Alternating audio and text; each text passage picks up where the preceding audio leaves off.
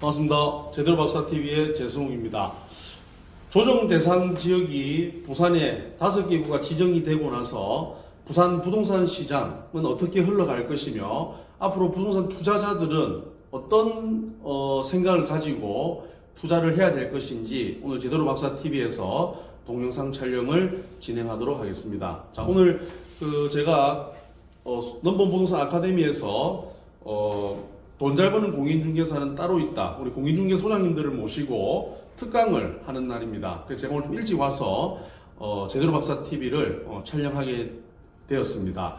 자, 지금 우리 부산 부동산 시장을 이렇게 살펴보면 그동안 너무 뜨거워서 손에 댈 정도로 타고 올랐던 부동산 시장이 조정 대상 지역이 지정가 된과 동시에 조금은 깔아앉고 있는, 그렇다고 해서 깔아앉다 해가지고 금매가 나온다든지 그런 건 아니지만 전체적인 투자 심리가 조금은 식고 있는 이런 상황이 아닌가. 왜? 저도 지금 연제구 연산자이 아파트에서 중개업을 하고 있지만 전체적으로 전화 오는 매수세가 전화량도 줄어들었고 또 물어보는 분들도 조금은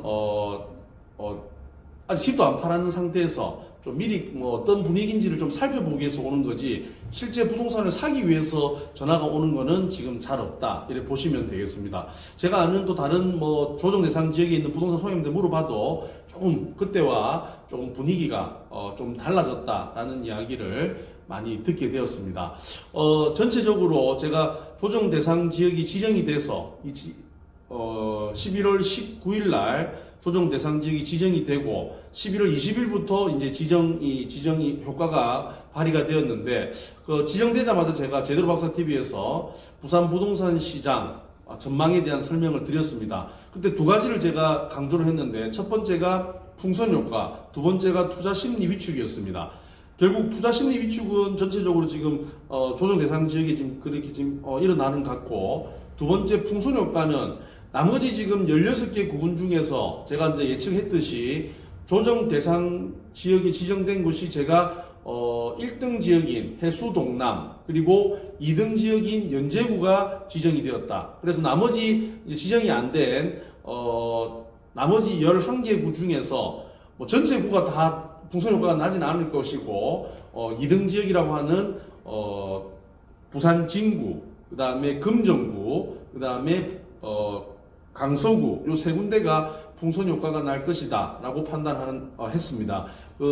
오늘 일간 부산일보에서도 요 지금 남아있는 부산 진구, 그 다음에 금정구, 강서구가 풍선 효과로 가격이 0점 얼마 상승했다는 기사가 나왔는데 아마 전체적인 시장의 풍선 효과 부분은 아마 지역마다 조금 차이는 있지만 강서구 쪽이 지금 가덕도 신공항이 이제 추진을 하면서 아무래도 좀 더 많이 문의가 오고 상승을 좀 더 하지 않을까 지금 그렇게 예측을 할 수가 있습니다. 우리가 지금 부산 시민 같은 경우에는 김해 신공항 확장이라고 하는 박근혜 정부 때 밀양이 가지 않고 김해 신공항이 온 거에 대해서 좀 안도의 한숨을 쉬고 이렇게 했지만 실제적으로 우리 부산 시민 입장에서 볼 때는 가덕도 신공항이 되어야 된다. 왜냐하면 제가 뭐 때문에 그걸 크게 뼈저리게 느끼냐면 제가 작년하고 재작년에 겨울방학을 통해 가지고 유럽을 갔습니다. 재작년에는 동유럽을 갔다 왔고 올해 코로나 터지기 전에 남유럽을 한번 돌았는데 이 비행기 탈 때마다 제가 느끼는 게 나도 수도권에 살아야 되겠다. 왜냐하면 서울에 살고 싶다는 생각이 들었습니다. 왜냐하면 제가 유럽에 비행기를 타고 가려면 비행기가 크지 않습니까? 그러니까 김해공항에는 출발하는 게 없어요. 그럼 전부 인천공항 가야 되는데 인천공항에 11시 비행기를 타기 위해서 제가 출발해야 되는 시간은 그 전날 새벽 1시에 비행기가 아니고 노포동역에서 출발하는 리무진 버스를 타고 출발을 해야 됩니다. 그럼 도착이 새벽 6시가 되는 거예요. 인천공항에. 그럼 인천공항이 뭐합니까?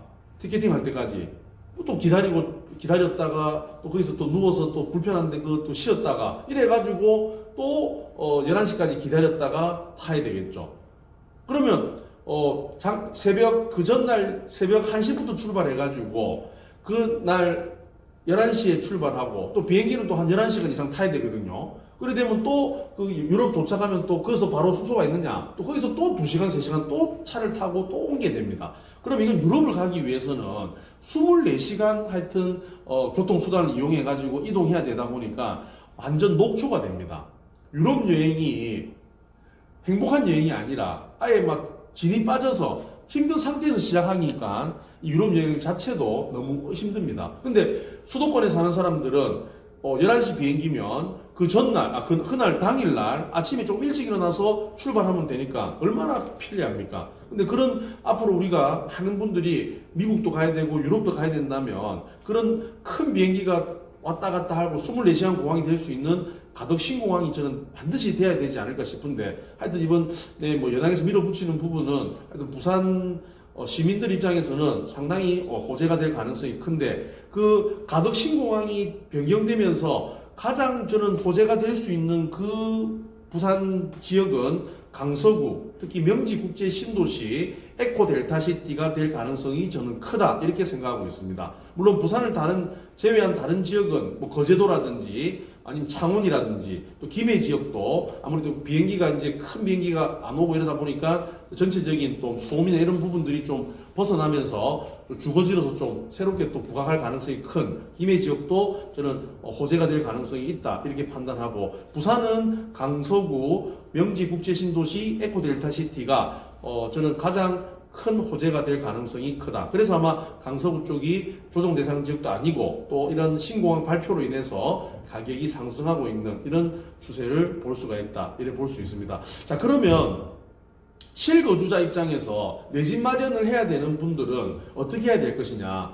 저는 무주택자인 분들은 그리고 특별 공급을 넣을 수 있는 분들은 지금 금액이 많이 올란 상태에서 꼭지에 집을 사는 것보다는 일단 지금 현재 청약 제도로 인해서 무주택자들이 당첨될 확률이 굉장히 높습니다. 그리고 조정 대상 지역이 된 지역들도 이제는 청약을 하면 세대주인 사람 그리고 무주택자인 사람이 청약을 넣고 당첨될 확률이 이제 더 높아졌습니다. 왜? 경쟁률이 더 낮아지니까. 그러면 결국 여러분들 이때까지 무주택자인 분들은 집을 덜컥 사시는 것보다는 일단 청약을 통해 가지고 내가 한번 좋은데 앞으로 12월 달에 뭐 온천 4구역 온천 레미안이 또 들어서고 그다음 지금 12월 초에 또 저기 남천 힐스테이트라고 세대수는 작지만 굉장히 또 위치가 좋은 주상복합 아파트가 있습니다. 그런 데도 넣어보고 이래가지고 일단 당첨을 한번 최대한 시킬 수 있도록 한번 노력을 해보겠다. 저 이렇게 판단하고 특별 공급을 넣을 수 있는 분은 특별 공급도 넣고 그 다음날 1순위도 반드시 같이 넣어가지고 당첨 확률을 높여야 된다. 청약은 여러분들이 예전에 아시다시피 모델하우스 가서 좋다 해서 842 넣고 이게 아니라 확률 게임입니다. 확률. 얼마나 내가 이걸 84A를 넣을지 B를 넣을지 가점이 높은 사람은 A 넣냐 B 넣냐에 따라서 인생이 결정이 된다. 그래서 여러분들께서는 청약을 넣을 때도 신중하게 청약을 잘 넣고 무주택자분들 꼭 당첨 한번 될 수 있도록 한번 노력하는 게 저는 좋다 이렇게 생각을 하고요. 그 다음에 무주택이 아니신 분들은 사실상 1주택자는 주택 처분 서약이 있으신 분들이 당첨이 되지만 그 확률은 되게 작다. 그래서 결국은 저는 1주택자분들은 지금 살고 계시는 집은 옮길 수 없으니까 부산에서 조정 대상 지역이 아닌 이런 지역에 취득세 중과 안 되는 비조정 대상 지역에 똘똘한 한 채를 저는 한번 생각해 보시는 게 하나의 투자 포인트로 될 수가 있고요.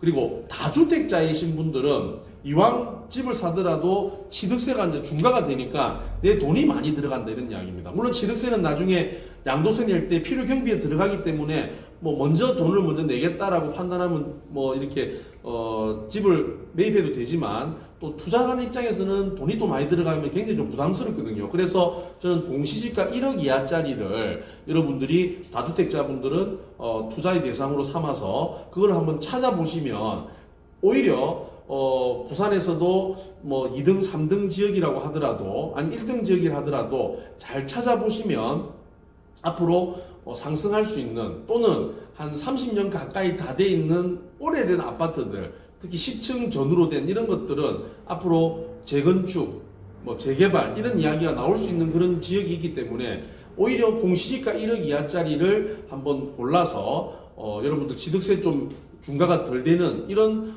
투자를 하시는 것도 저는 하나의 방법이 될 수 있다 그렇게 생각하고 있습니다. 만약에 그 지역이 부산이 아니더라도 부산 아닌 울산이나 아니면 부산 주변에 있는 지금 많이 떨어져 가지고 이제 조금 올라오고 있는 김해라든지 그 다음에 강력시급의 창원 이런 지역도 여러분들이 잘 살펴보셔 가지고 부산이 이렇게 상승하니까 부산에 있는 주변 위성도시들도 가격이 꿈틀꿈틀거리는 데가 있다 이런 이야기입니다. 그럼 결국 그런 지역도 부산만큼은 올라가지 않겠지만 상승한다고 보고 여러분들이 미리 투자를 해 놓으시는 것도 하나의 저는 방법이 되지 않을까 그렇게 생각을 하고 있습니다.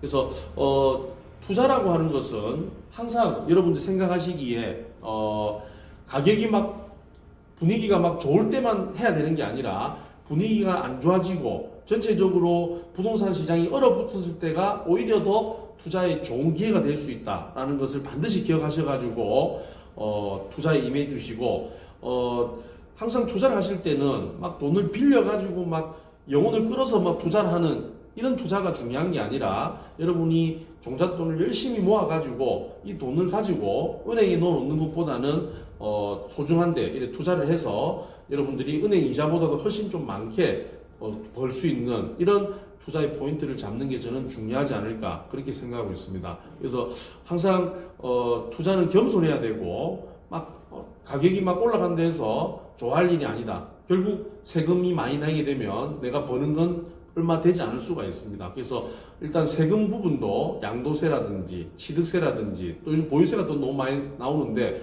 보유세도 잘 살펴보시고 투자를 해주시길 바라겠습니다. 그리고 제대로 박사 TV에서는 항상 부동산 시장의 이런 흐름을 좀 살펴볼 수 있는 여러 가지 이런 내용을 좀 담겠고요. 그리고 앞으로는 이 부동산 시장뿐만 아니라 여러 가지 좀 뭐 책에 대한 내용들 그리고 제가 어디 갔을 때 이런 여러 가지 좋은 경치를 봤을 때 아니면 또 제 개인적인 또 생활에 대한 이런 좀 쉬어갈 수 있는 이런 내용도 앞으로 담도록 하겠습니다. 제도 박사 TV였습니다. 감사합니다.